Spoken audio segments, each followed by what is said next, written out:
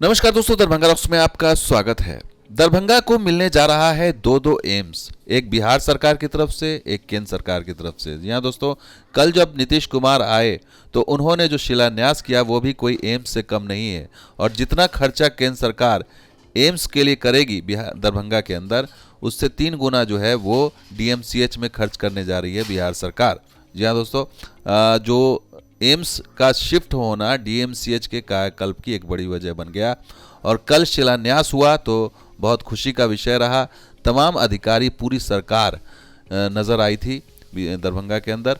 और जो surgical block का या सर्जिकल वार्ड का जो उद्घाटन हुआ, उस मौके पर उन्होंने काफ़ी लोग मौजूद थे और ये सामने आया कि जो शोभन है अब वहीं पर एम्स भी बनेगा और उसके लिए केंद्र सरकार तैयार हो गई है। ये आधिकारिक घोषणा उस नीतीश कुमार ने कर दी कि सरकार जो है शोभन में ही बनाएगी और इधर उधर अब कोई और जमीन देखने का कोई औचित्य नहीं है। इस शहर का कितना ज्यादा विस्तार हो जाएगा, 4 लेन तो अभी हो नहीं रहा था, तो अभी आ गया है केंद्र की तरफ से कि उसको और ज्यादा ऊंचाई तो करवा ही रहे हैं। 4 लेन बनवा रहे हैं, पूरा ऊंचाई, और इतना अच्छा बनेगा कि ये जो आपका जो शहर है इसका बहुत विस्तार हो जाएगा और आगे बढ़ेगा। आप देखिए कितना बढ़िया, चारों तरफ से लोग इलाज कराने के लिए, हर जगह से लोग इलाज के लिए आवेगा, बहुत सुविधा होगी। तो इस मौके पर संजय कुमार झा भी आए और सर्किट हाउस में उन्होंने दरभंगा एम्स से संबंधित बहुत विस्तार से चर्चा की और उन्होंने बताया कि अगर ये अप्रैल में ही केंद्र सरकार तैयार हो जाती शोभन के लिए तो इतनी देर नहीं होती और काम का अब तक बहुत आगे बढ़ गया होता। कितना उसको लेकर के कंट्रोवर्सी किया गया, अब जाकर के केंद्र सरकार ने पत्र भेजा है कि अगर आप ये सब काम करा देते हैं तो हम लोग पहले से बोल रहे थे ये सब काम हम लोग कराएंगे। मुख्यमंत्री जी बोल रहे थे कि भाई हम मिट्टी भरवाएंगे, यहाँ जो रोड बनाना है वो बनाएंगे, या जो भी इसके डेवलपमेंट के लिए काम करना होगा बिहार सरकार करेगी। तो आने वाले समय में वो सारा काम बिहार सरकार वहां पर करेगी। और अब शोभन में ही मुख्यमंत्री जी ने आज बता दिया कि शोभन में ही दरभंगा का नया एम्स बनेगा। लेकिन अब सवाल यह है कि काम कब शुरू होगा और इस पर और क्या प्रक्रिया बची हुई है, जबकि ये एक तरह से एनओसी केंद्र सरकार की तरफ से आ गया है कि इस पर काम शोभन पर जो है वो जो बुनियादी सुविधाएं हैं वो बिहार सरकार मुहैया करा करके दे। और बिहार सरकार इसके लिए तैयार भी है कि हम 4 लेन कनेक्टिविटी देंगे, हर चीज़ देंगे। और अब जो है जो प्रक्रिया क्या है वो क्या बताया उन्होंने, संजय कुमार झा, सुनिए। अब तो प्रोसेस शुरू हो जाएगा, अब तो फॉर्मल लेटर जाएगा।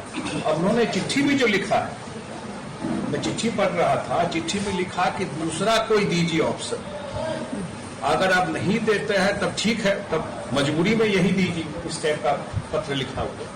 तो आपको लगता है जल्दी बिहार सरकार अपना कंसेंट भेजेगी। अभी तो उनका फॉर्मल चिट्ठी आया है कि हम लोग ये काम करेंगे। आज मुख्यमंत्री जी ने जब दरभंगा में आए उन्होंने डायरेक्शन विभाग को दे दिया।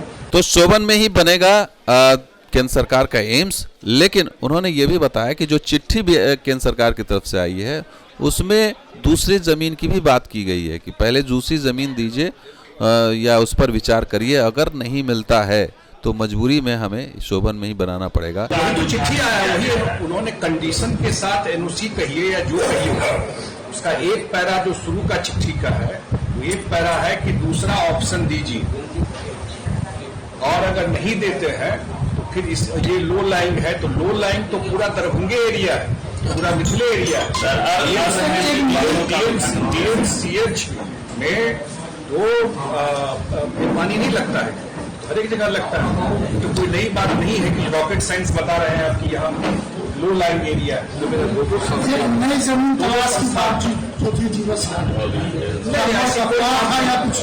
देखिए, जब बार बार ऑल्टरनेटिव की बात आ रही थी तो सरकार देख रही थी।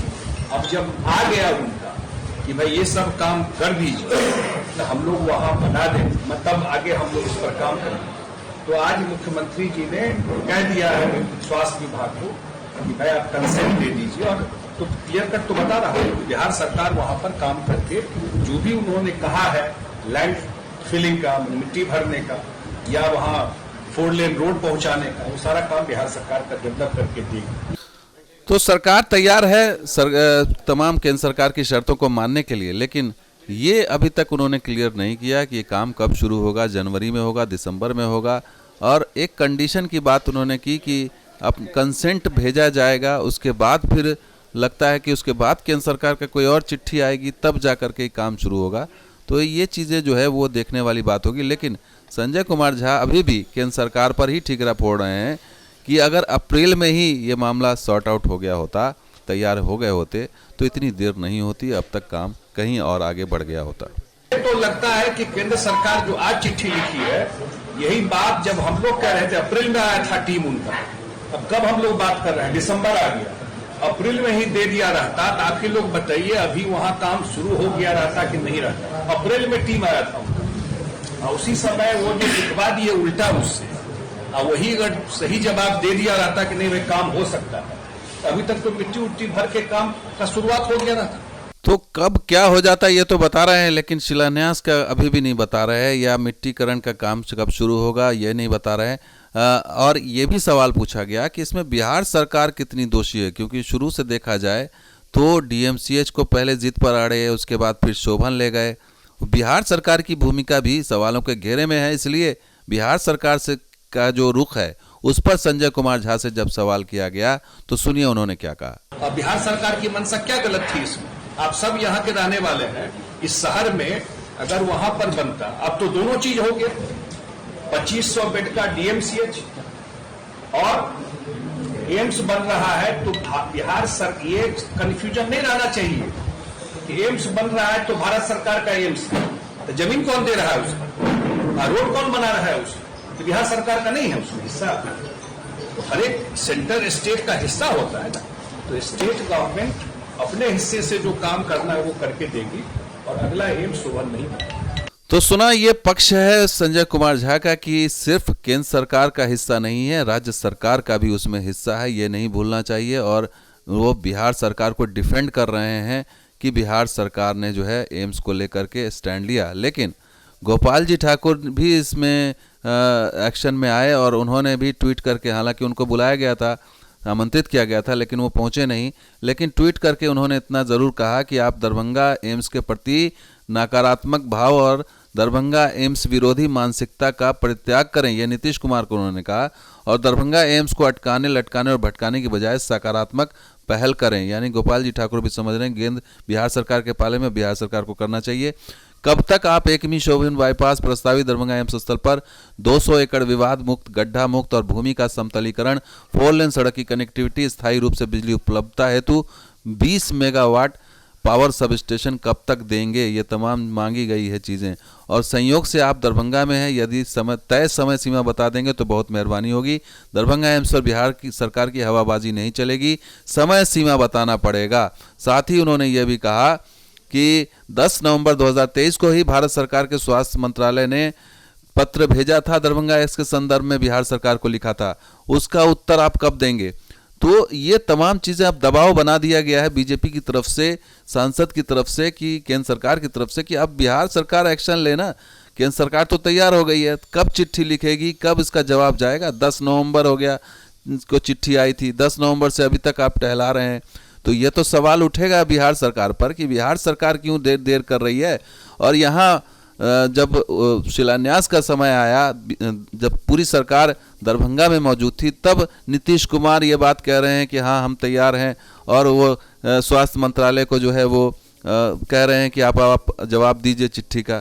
तो इतना समय आप लेंगे, 10 से 30 तारीख हो गया, 20 दिन आपने लगा दिया इस चीज़ को देखने में।